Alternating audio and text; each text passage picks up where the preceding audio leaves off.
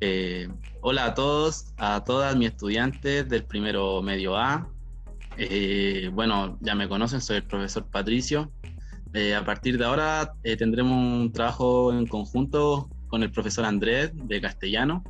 También lo van a ver en matemática. Y eso, pues, espero que les guste que yo ya me introduzca en el tema de las clases. Así que me van a estar viendo más seguido, ya no se van a liberar de mí, niños ni niñas. El tema que vamos a trabajar hoy conjunto con el profesor Andrés es el romanticismo, ya que tiene como objetivo de esta clase que es comprender la relevancia de las obras del romanticismo, ¿ya? Yo sé que quizás lo han escuchado por ahí, algo deben saber quizás o oído, pero ahora lo vamos a tratar más en profundidad, ¿ya? Muchas gracias, profesor. Como bien dijo el profesor, vamos ahora a empezar este trabajo en conjunto para que podamos darle una mejor entrega de los contenidos. Así que comencemos. El romanticismo. Objetivo entonces, comprender la relevancia de las obras de este periodo, pero primero tenemos que entender qué es el romanticismo. Esto es un contenido que está disponible en su libro de clase, que en este caso esta definición que les voy a leer está en la página 246, para que lo revisen. Entonces, ¿qué es el romanticismo? El romanticismo fue un movimiento cultural y político que nació a finales del siglo XVIII. Ya estamos hablando de un periodo en donde estaban dándose muchos cambios en muchos ámbitos de la sociedad de esta época. Y tuvo su apogeo es como un punto más álgido o de mayor difusión, etcétera, hasta la primera mitad del siglo XIX, ¿ya? Estamos hablando acá de 1800 a 1900 más o menos, ya para que se hagan la idea de entre qué año ocurrió. Y esto surge como respuesta a los ideales de la Ilustración, que era el periodo anterior a 1800. Ustedes en historia, si es que ya pasaron ese contenido, lo van a entender bien, y si no lo han pasado, y entiendo que ustedes tienen que aprender lo que es la Ilustración, y el periodo neoclásico, que está junto con este otro periodo, ¿sí? Entonces, ¿cuáles son las características generales del movimiento romanticista? ¿A qué tiende el romanticismo como movimiento artístico? Tiende a busca conmover y transformar al lector, perdón que me enredé, busca conmover y transformar al lector por un lado. En la lírica, que es la poesía, se exaltan los sentimientos del autor a través de su hablante lírico. Nosotros, como para adelantarles, después de ver este contenido de romanticismo, vamos a entrar al género lírico, que es poesía, y ver cómo las características del romanticismo aparecen acá en este género. También se valora el genio creativo del individuo y su originalidad. Entre medio de todos los cambios que estaban ocurriendo en esa época, también hay un cambio en la mentalidad de las personas en la que se tiende ya a incentivar a la creatividad, ¿cierto? A la originalidad y a la expresión individual, a la expresión de la persona, ¿cierto? En cuanto a sus sentimientos, a sus pensamientos, etc. Junto a esto se busca lo auténtico, lo diferente y lo revolucionario. Y revolucionario en la medida en que en la creación de obras artísticas se busca innovar, es decir, se busca generar obras con técnicas que nunca habían sido usadas en el pasado, ¿ya? Los temas se alejan de lo cotidiano, es decir, no son temas comunes que podemos ver cotidianamente en nuestro entorno, sino que también se plantean temas que son exóticas o paranormales o fuera de lo normal, ¿cierto? Para buscar esto, conmover y transformar al lector. También hay una intención por retomar las tradiciones y el folclore popular. Esto con el afán de difundir también las costumbres, las tradiciones, las leyendas de los pueblos, ¿cierto? De las localidades en los países de Europa, que fue en donde surgió este movimiento. Y además, el movimiento romanticista busca innovar en todos los géneros, es decir, hacer nuevas propuestas de obras artísticas con nuevas técnicas, nuevas formas de expresión. Y ojo, esto no es pensando solo en los libros o novelas, sino que también se da en la pintura, ¿sí? En la arquitectura, también la música, también en obras de teatro, entre otros, ¿sí? Busca innovar, es decir, plantear o proponer nuevas formas de pintar, nuevas formas de hacer arquitectura, de música, teatro, etcétera, ¿sí? Eso es lo que son como las características generales del movimiento romanticista. Para que entendamos mucho mejor desde dónde viene este afán de innovar, ¿cierto? De crear, ¿cierto?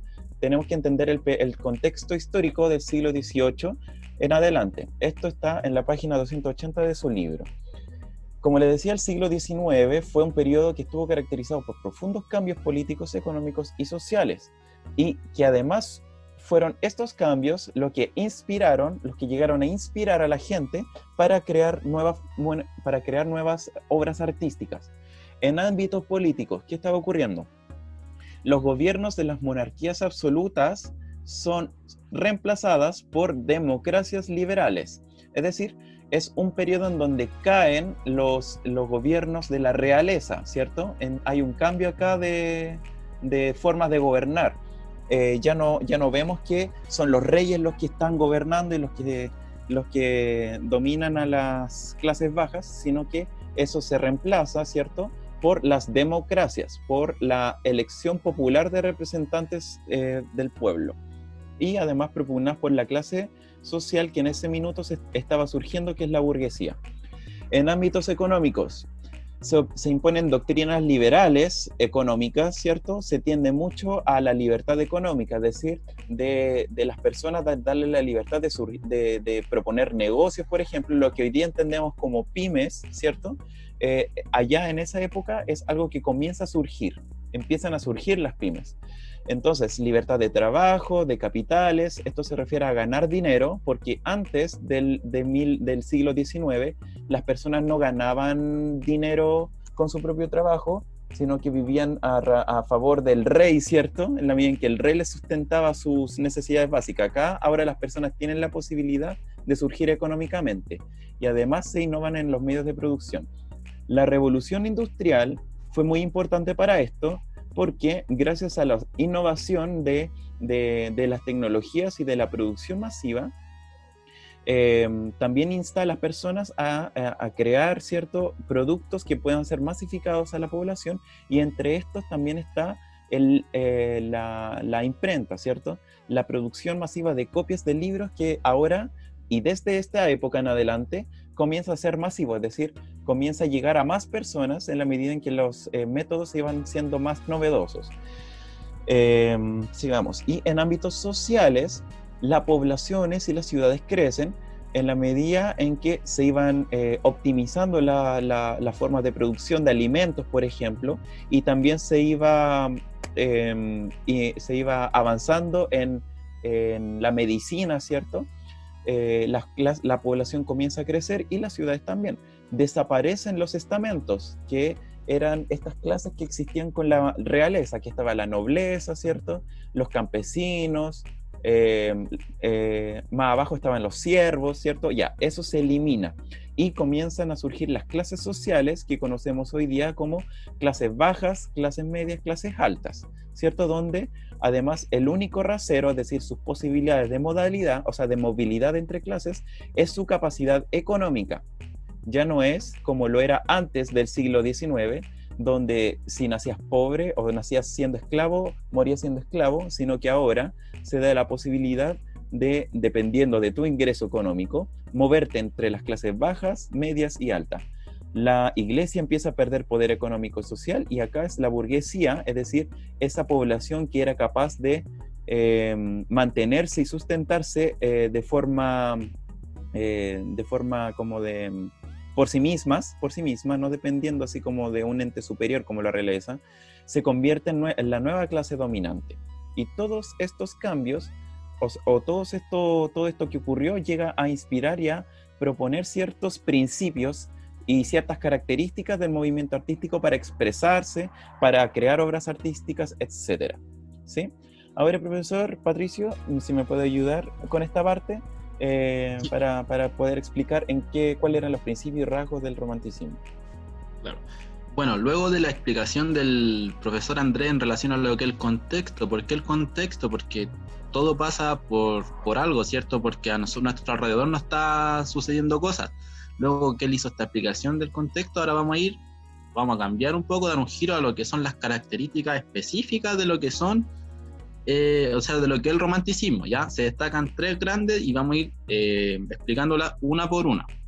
La primera es la expresión de interioridad, ¿ya? ¿A qué se refiere esto? Que los artistas buscan demostrar lo que sienten, sus emociones, lo que quieren, lo que buscan, lo que piensan, ¿cierto? Y dentro de estas como reflexiones que se generan, se llegan a temas como lo que es el amor, la muerte, la naturaleza, se le da como un trasfondo también a todo esto, ¿cierto? Como estos temas, ya. Sobre la expresión de la interioridad nacen como dos focos, que son el individualismo, bueno, que todos sabemos más o menos a lo que se refiere, pero en el sentido del romanticismo, se refiere como a que las características, o sea, el principal rasgo es el yo, o sea, que yo expreso mis sentimientos, lo que yo siento, lo que yo quiero, ¿cierto? Es como muy asociado a lo que es el egocentrismo, ¿ya? Esta es una característica fundamental de lo que es el romanticismo. Luego, también está la insatisfacción con el mundo. Esta insatisfacción se refiere como a ideales que yo voy tomando y que yo veo que en mi alrededor no se reflejan, no me siento cómodo con mi sociedad, ¿cierto? Con lo que pasa alrededor mío. Entonces todo esto yo lo quiero transmitir, ¿cierto? Y dentro de esta transmisión de sentimientos y emociones muchas veces se llega a lo que es un vacío emocional, a soledad, ¿cierto? Incluso se habla de muchos, o sea, artistas que son del romanticismo incluso acaban con su vida porque llegan a estar tan insatisfechos con lo que pasa y con sentimientos tan profundos que toman esa determinación.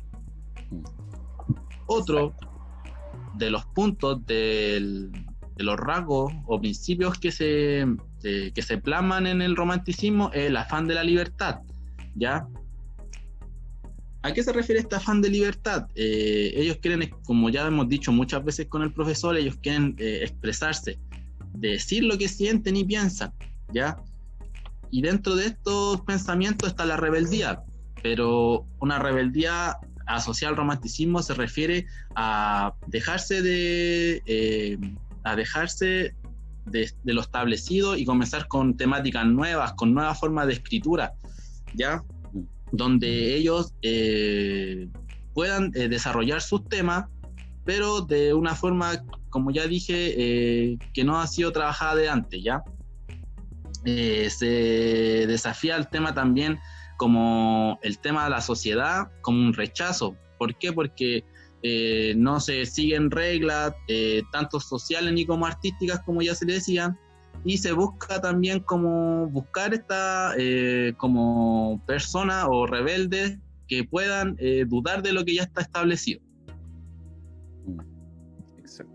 Culminando con el afán de la libertad se asocia a otro punto que es la evasión de la realidad, donde, bueno, ya lo hemos mencionado un poco, es como lo que me rodea, no me siento a gusto, busco otra forma de cómo expresarme, dejando un poco de lado esto que me está pasando, ¿ya? Y por último está el realce de la cultura local. Esto es súper importante en el romanticismo, ya que aquí ellos buscan nuevos referentes, nuevos focos, de qué escribimos, de qué, no sé, hacemos una obra artística, una pintura. Ellos buscan en qué hacer esto y se encuentran con que les gusta mucho el realce de las cosas, como de las costumbres nacionales, el folclore, ¿cierto? El realce también de características propias de cada pueblo, donde se forma una identidad, ¿ya? Todos estos elementos culturales, ¿cierto?, son plasmados también en obras del romanticismo, ¿ya? Donde se le hace un realce al tema local, ¿cierto?, a la cultura. Exacto. Eso, profesor. Muchas gracias por su explicación. Ahora, continuemos entonces con cómo podemos ver esto, pero en algunas expresiones artísticas. Profesor, ¿usted me podría decir quizá en cuál de estas pinturas podemos ver algunos de los principios que usted nos explicó? Claro. Ya, mira, yo me voy a centrar En la imagen, en las dos, voy a explicar más o menos dos imágenes que quizás tienen algo que ver y quizás no tanto, pero son las dos primeras, ¿ya? Ya. En las dos primeras imágenes donde sale un joven, un tipo, ¿cierto? Agarrándose la cabeza, gracias profe, imagen 1 y imagen 2, donde sale agarrándose la cabeza. Y en la imagen 2 donde sale una niña, una joven leyendo.